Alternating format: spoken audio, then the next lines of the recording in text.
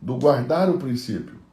Então, quando nós falamos de praticar princípios, nós não estamos falando de barganhar com Deus. Ainda que a linha que separa uma coisa da outra, a linha que separa essa relação apotropaica de uma relação por princípios é muito fininha. Por quê? Porque se você não tem o Espírito de Deus e você olha para uma relação de fé em Deus e de guarda de princípios, pode te parecer uma relação de barganhas. Pode te parecer uma relação de barganha. Eu vou te dar um exemplo aqui, ó. Gênesis capítulo 15, vamos ver como que pode parecer uma relação de barganha. E não é uma relação de barganha, é apenas uma relação de princípios. De guarda de princípios, tá? Gênesis no capítulo 15, verso 6, diz assim, ó. E creu ele no Senhor, e creu ele no Senhor. Quem foi que creu no Senhor? Abraão. E isso lhe imputou por justiça. E disse-lhe mais, eu sou o Senhor que te tirei de Ur dos Caldeus, para dar-te a ti esta terra para herdá-la. A resposta de Abraão foi, Senhor Deus, como saberei que hei de herdá-la? Ou seja, nós estamos no capítulo 15, Deus está falando desde lá do capítulo 11 que vai dar Canaã para Abraão.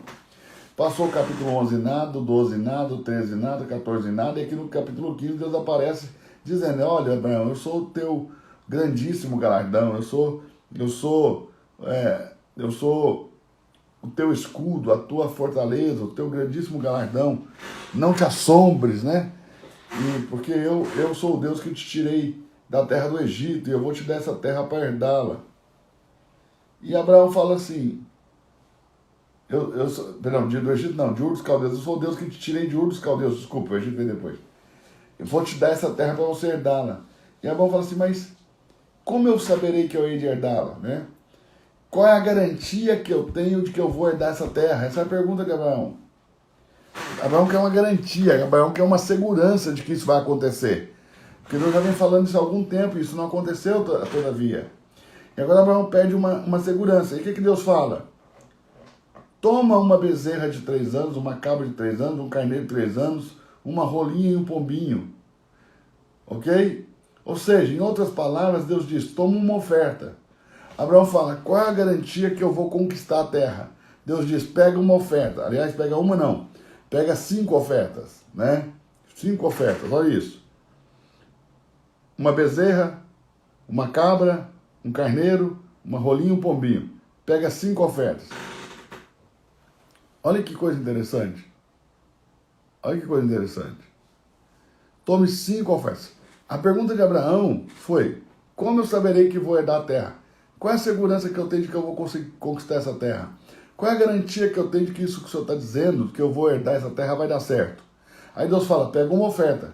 Então, olhe bem, se você não tem cuidado, e se você não tem sensibilidade espiritual, você olha para esse diálogo e você pensa o seguinte, Deus propôs a barganha.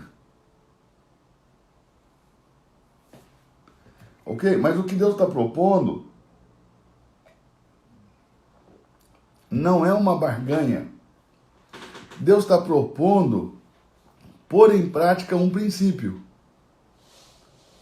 Veja se você entende isso. O que Deus está propondo não é uma barganha. O que Deus está propondo é colocar em prática um princípio. Vamos lá. Verso de número 8. Como saberei que hei de herdá-la? Disse-lhe Deus. Disse-lhe o Senhor, tome uma bezerra de 3 anos, uma cabra de 3 anos, um carneiro de 3 anos, uma rolinha e um pombinho.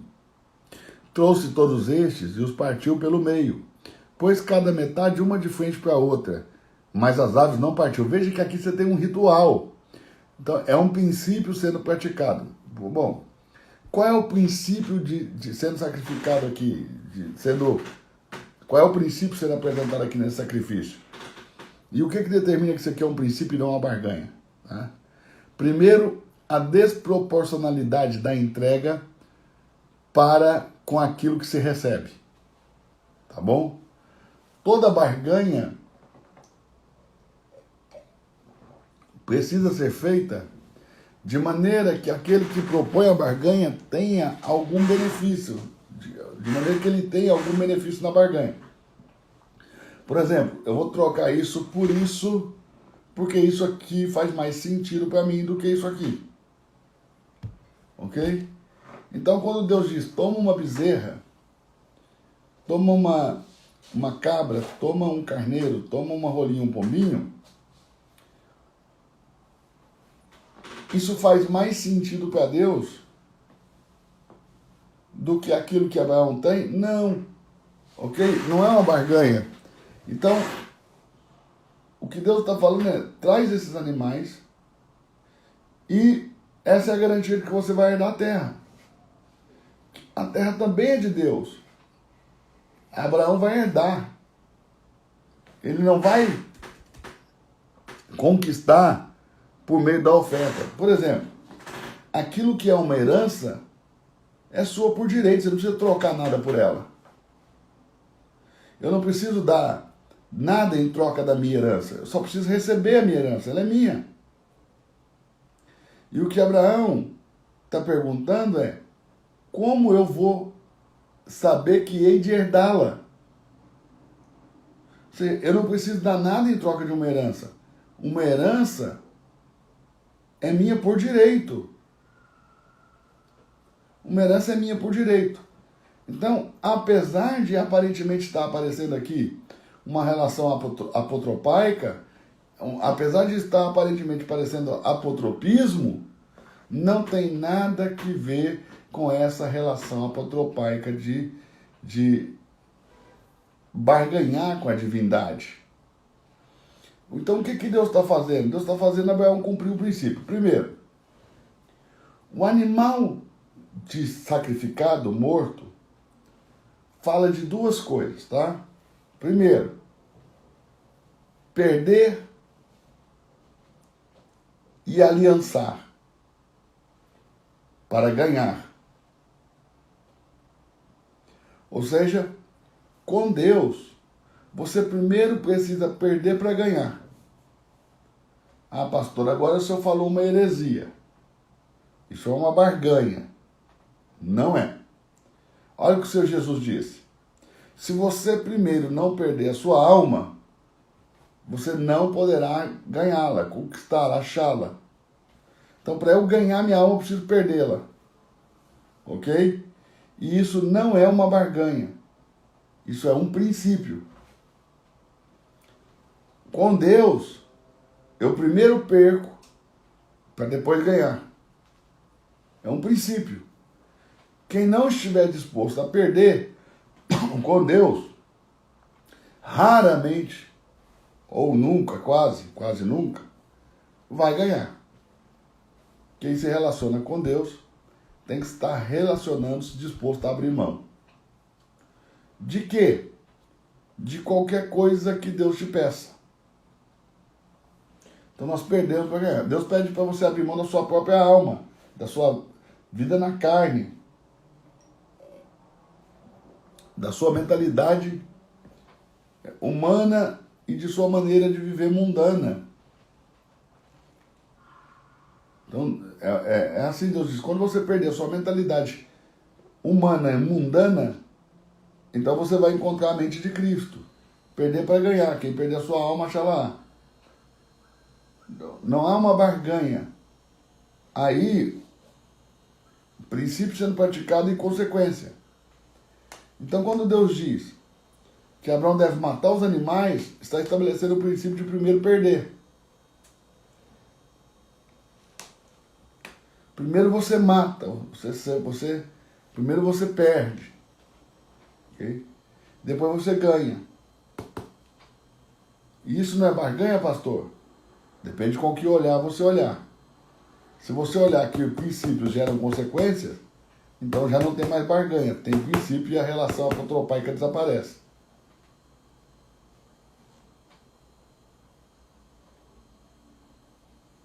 Ok? Aí disse para Abraão partir os animais pelo meio, colocar uma metade de frente para a outra. Ou seja, ele partiu 3 animais, a bezerra, a cabra e o carneiro, e colocou cada parte do animal uma de frente para a outra, ou seja, o quarto dianteiro de frente para o quarto traseiro.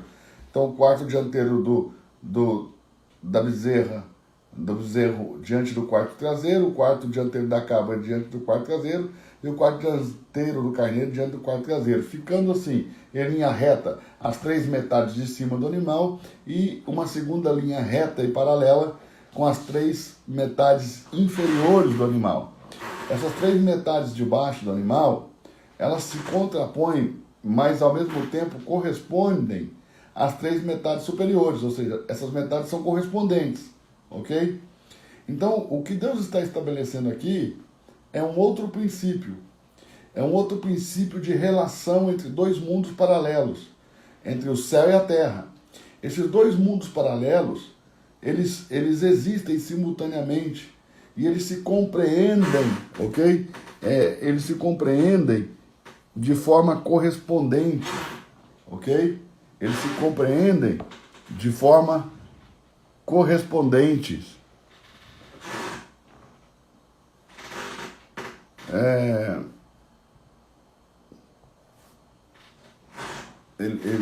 Esses 2 mundos, eles se compreendem de forma correspondente. O mundo superior e o mundo inferior. Então, o que as 3 metades da parte de cima do animal representam? As 3 metades da parte de cima dos animais. O que elas representam? O mundo superior. O primeiro, o segundo e o terceiro céu. O mundo superior.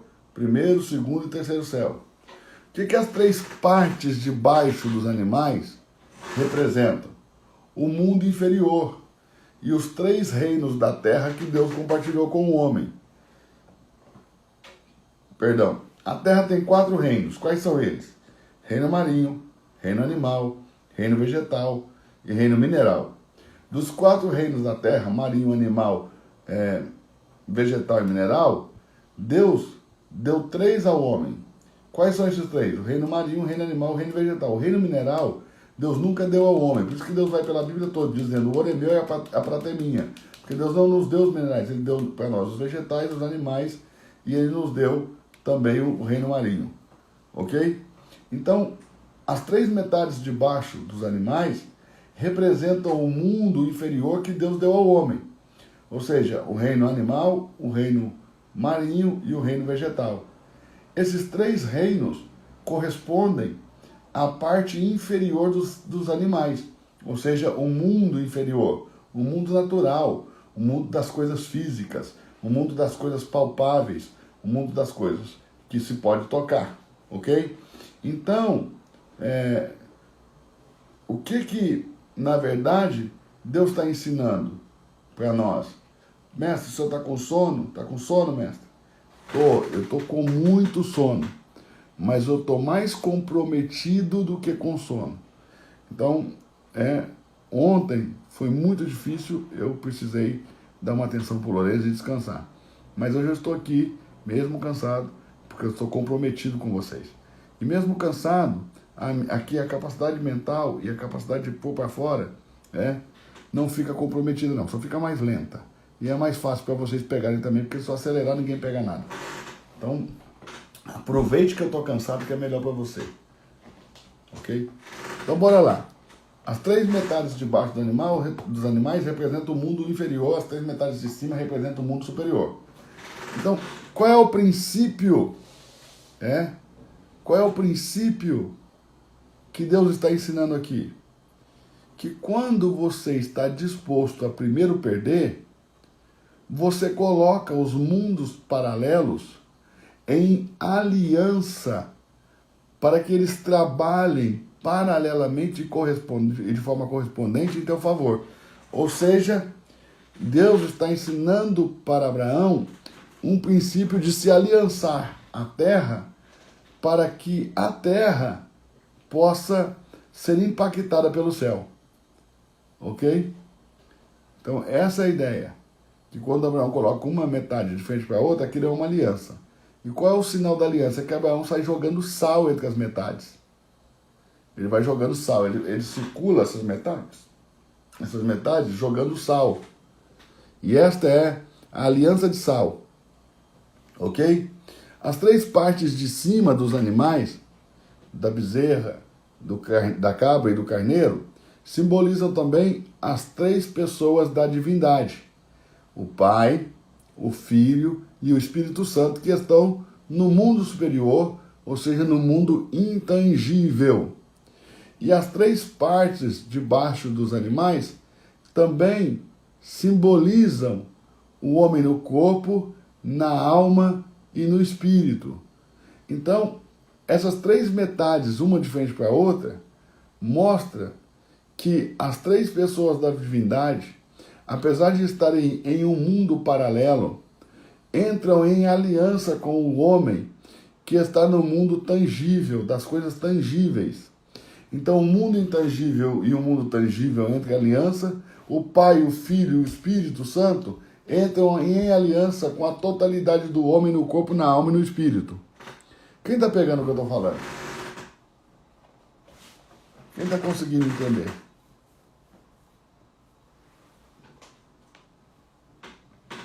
E, gente, isso não é barganha, isso é princípio. Olha no verso 11, que vai dizer assim, ó, mas as aves, ele não partiu. E por que ele não partiu as aves?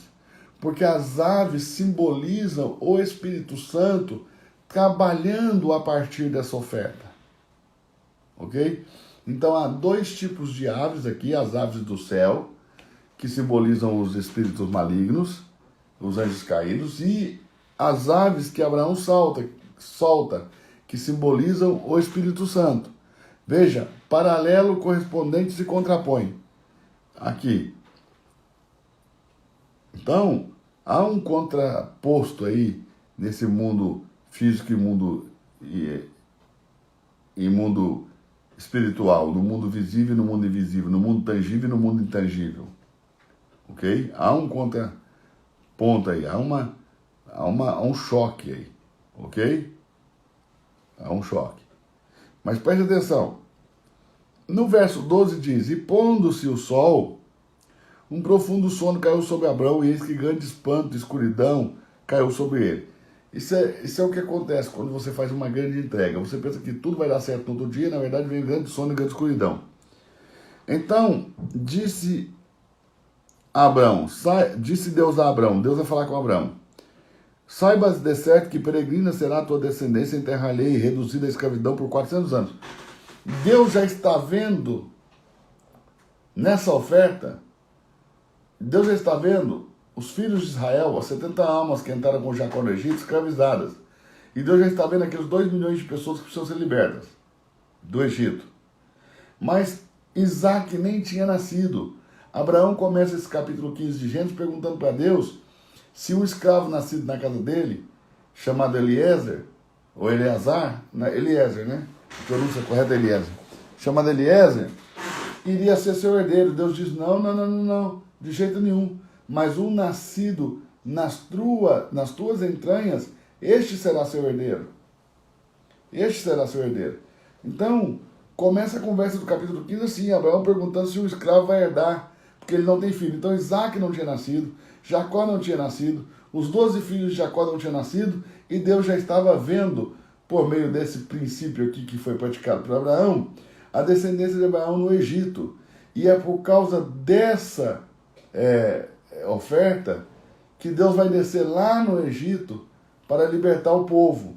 Quando Deus desce lá no Egito para libertar o povo, ele tira o povo de lá com grande riqueza, provando que ele está cumprindo essa promessa que ele fez a Abraão.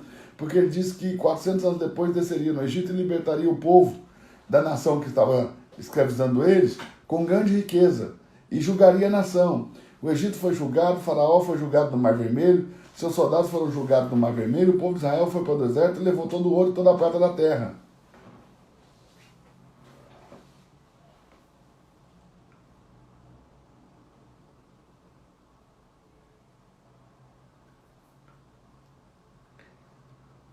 Pastor, vai dormir, vai você, filho.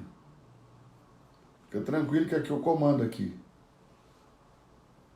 O corpo vai ficar ligado até a hora que eu quiser que ele fique ligado. É que hoje eu acordei muito cedo, 6h30. E fui dormir, o Luiz Arcanjo, trazendo a arca, saiu daqui de casa ontem 3h40 da manhã. 6h30 da manhã eu acordei e já fui fazer as coisas, então é assim, irmão. Bora lá, deixa que eu controlo aqui. Vocês estão conseguindo entender? Eu quero saber quem está entendendo o princípio. Quem está conseguindo entender? Quem está compreendendo? Então isso aqui é princípio, não é barganha. Aliás, parece barganha, mas deixa eu encerrar a aula de hoje falando o seguinte. Vamos supor que o fato de Deus me pedir uma coisa e me prometer outra fosse uma barganha. A Bíblia é inteira uma barganha.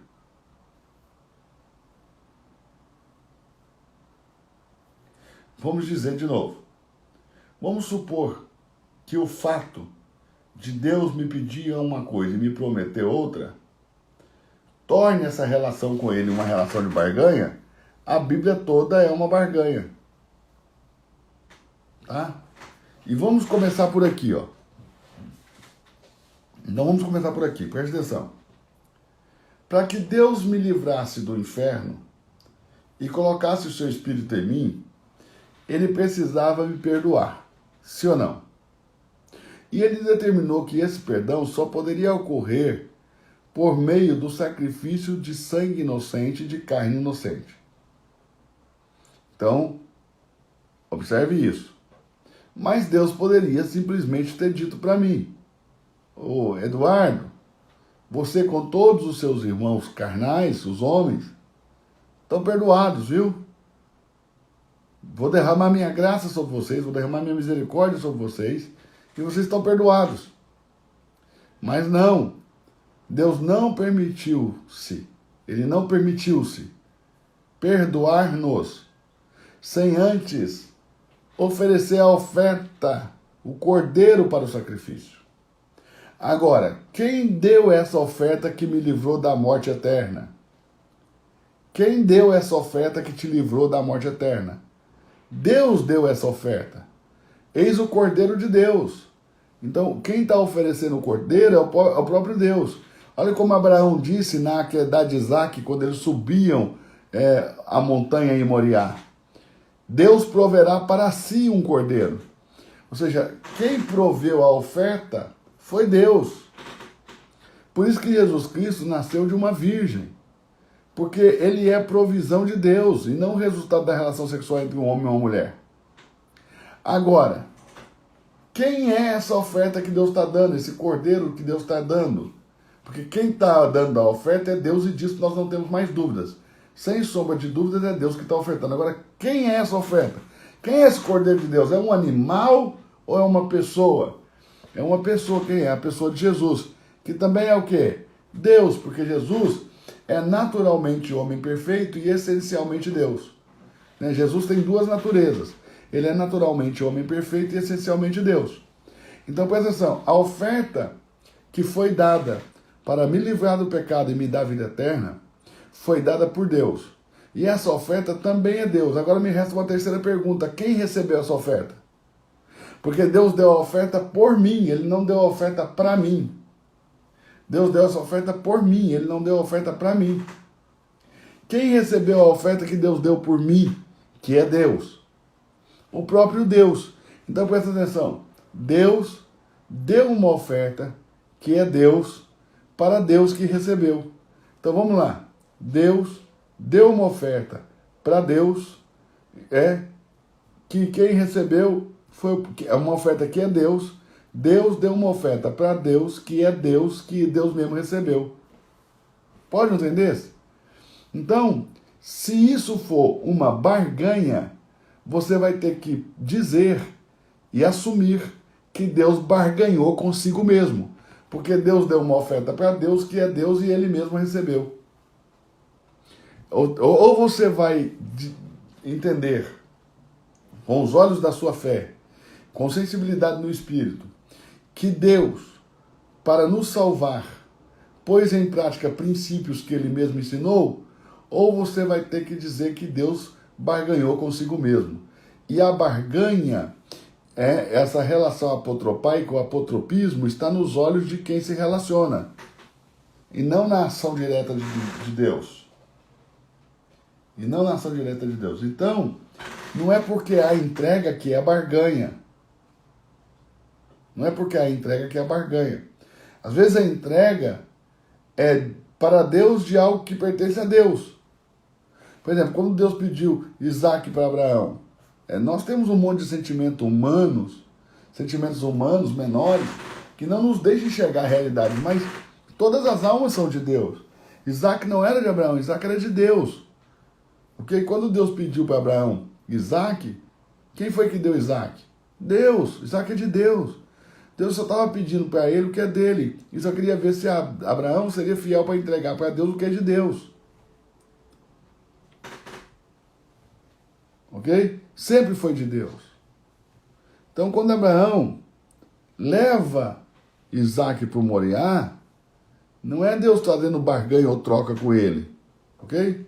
É Deus provando se Abraão tem possibilidade de continuar de posse das riquezas de Deus. Porque Isaac faz parte das riquezas de Deus. Então, é um princípio em atividade, é um princípio em ação, é um princípio em prática, é um princípio em andamento e não uma barganha. Lembre-se, você sempre vai poder ver essas relações de princípios com Deus como relações de barganha, como relações apotropaicas, se os seus olhos forem maus. E se você não tiver sensibilidade, ou a sua sensibilidade espiritual não tiver aguçada suficientemente. Entende? Então, por que Deus me pede? Ok? Porque qualquer coisa que te prenda, qualquer coisa que te aprisione, Deus vai te libertar dessa coisa. Deus vai te libertar de tudo que te aprisiona. Lembre-se bem disso, ó. Onde está o teu tesouro, ali também está o teu coração. Não é o teu coração que conduz o lugar da tua riqueza, é a tua riqueza que conduz o lugar do teu coração. Não é assim, ó. Se você ama as riquezas, o seu coração está nisso. Não é isso que está escrito. Onde está o teu tesouro, está também o teu coração. Onde eu invisto meu dinheiro, onde eu derramo meu dinheiro, ali está meu coração. Por isso que às vezes é requerido de nós colocarmos nossos bens à disposição de Deus, para que fique claro para nós mesmos e não para Deus que o nosso coração ainda está nele. Porque aonde estiver o meu tesouro estará meu coração. Não onde estiver o meu coração está meu tesouro. Ok? Onde estiver o meu tesouro estará meu coração. Então aquilo que me é precioso pode acontecer de Deus pedir. Por quê? Para que Ele me mostre onde está meu coração, para que seja revelado a todos nós onde está meu coração. Eu jamais saberia a direção do meu coração. Isso não tem nada a ver com dinheiro, entendeu? Não tem nada a ver com dinheiro, não tem nada a ver com troca, não tem nada a ver com barganha, não tem nada a ver com apotropismo, não tem nada a ver com uma relação apotropaica. Mas, por exemplo, no caso de Abraão, qual era o tesouro? Isaac. Mas houve outros momentos que o tesouro de Abraão foram bens materiais e não Isaac. Abraão passou por 10 provas. No Gênesis 22 é uma prova, é a prova de Isaac. Deus provou Abraão pedindo Isaac. Mas Abraão passou no total por 10 provas. 10 provas onde Deus requereu coisas dele. Ok? E a Akedah de Isaac, a Akedah é o nome que se dá para a amarradura que se faz, né, para prender o sacrifício, para sacrificá-lo. Então é como se eu dissesse sacrifício, né? A Akedah de Isaac, ela foi o 9º teste. Não foi o 10º. E o 10º foi o mais difícil de Abraão cumprir. Foi mais difícil de Abraão cumprir com o 10º teste, com a 10ª prova de Deus, do que levar Isaac para matá-lo em Moriá. Okay? E essa 10ª prova, esse 10º teste de Deus com Abraão, está ligado à morte de Sara, ao seu comportamento diante da morte de Sara e do seu sepultamento. Está ligado a isso. Se Abraão ia desonrar sua esposa ou não. Então um dia eu posso falar melhor sobre isso, tá bom? Então, gente, é isso, ok? Por hoje é isso. Por hoje é isso. Posso encerrar dizendo o seguinte: quando Adão pecou, a terra se tornou maldita. Quando Caim derramou o sangue de Abel na terra, Além da terra ser maldita, Deus disse, agora ela não te devolverá mais a sua força. A terra que devolvia 100 por 1 de toda a semente que eu lançava nela, agora devolve 60, devolve 30 e pode até não devolver. Dependendo da terra que eu plante. Então, a cada queda do homem, a situação no mundo, no mundo das coisas tangíveis vai ficando pior, menos espirituais e menos poderosas. Tá bom?